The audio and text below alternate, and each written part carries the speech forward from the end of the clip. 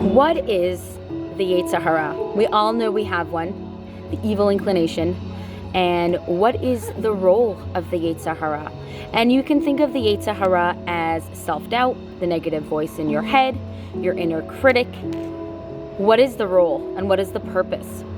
So you can think of the yetzer hara as, I'll give a little analogy. So if you were studying, let's say, a martial art, and you got in the ring with your coach, or any sort of sport, and you were training with your coach, and he was fighting you or testing you, and for this sake, let's say you were, boxing in a ring, and he's sparring with you or she's sparring with you and keeps just knocking you down and keeps like egging you on and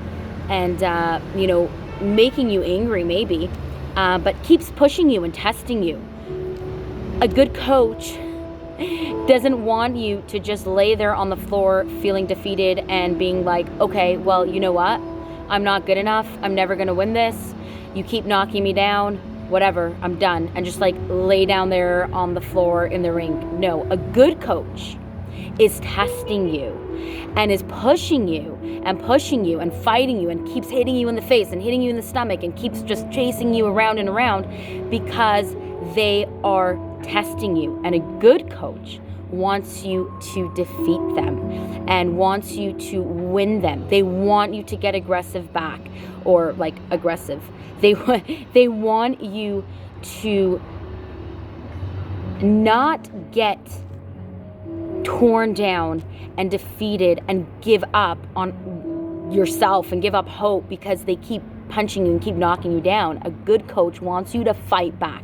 They want you to fight back, and they want you to take that last step or that last move that knocks them out or wins the fight or whatever. They want you to succeed. And what is the purpose of the coach being in the ring there with you and just like egging you on and really making you mad and getting aggressive and keeps knocking you and fighting you and pushing you and punching you and kicking you? What is the purpose? It's challenging you and testing you. The coach, is challenging you and testing you so you can maximize your potential, overcome them, and win them. They are pushing you. They want you. They actually want you to win them and to fight back and defeat them. A good coach doesn't want to train someone that's gonna get knocked out and be like, that's it, I'm done. Like, whatever, lay there on the floor feeling all sad for yourself, depressed, and this is no hope, no use. And like, a good coach doesn't want to train someone like that. A good coach actually wants you to fight back and wants you to win and wants you to succeed.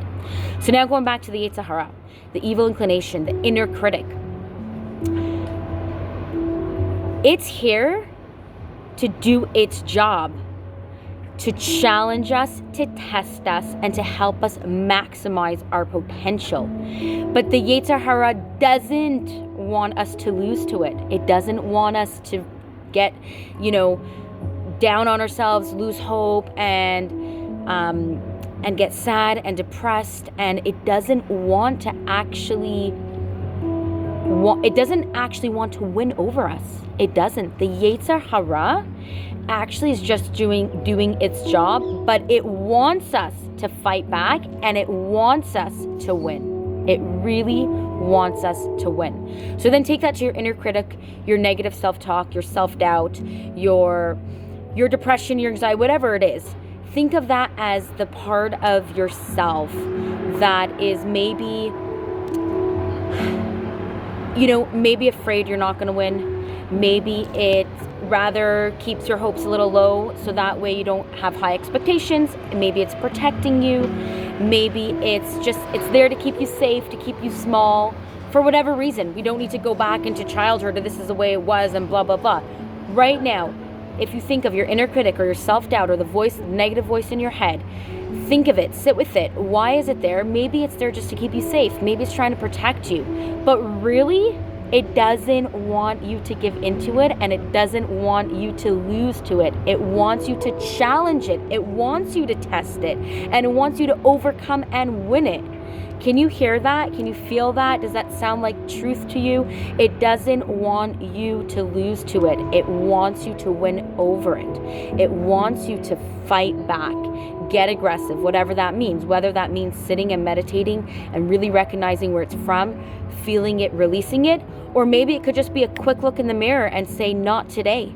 Not today. I know you're just trying to protect me. I know you want to keep me down just to keep me safe, but not today. What if I could have faith that it'll work out? What if I could actually believe in a higher power out there that is protecting me, that's walking with me, that's guiding me?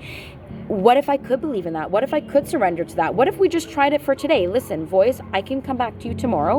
We can try again tomorrow, but right now for today, I actually want to see what the other outcome would be, what it would be like to not give into you. And that's what it wants. That's the yetzer hara's true desire for us. It doesn't want us to get sad and depressed and lose to it. It wants us to recognize it's there, because oh yes, it's gonna put up a big fight. It wants us to recognize it's there, but it wants us to recognize it's only there so that we can really truly recognize who we are, so we can really truly recognize our soul, sit into that, feel that, and use that strength, use the powerful souls that we are to overcome it and to win and succeed. Sending so much love. You got this. You are a powerful being. You are a powerful soul. And the yetzer hara is just here to challenge you, to test you, so you can maximize your full potential here on this world. Sending so much love.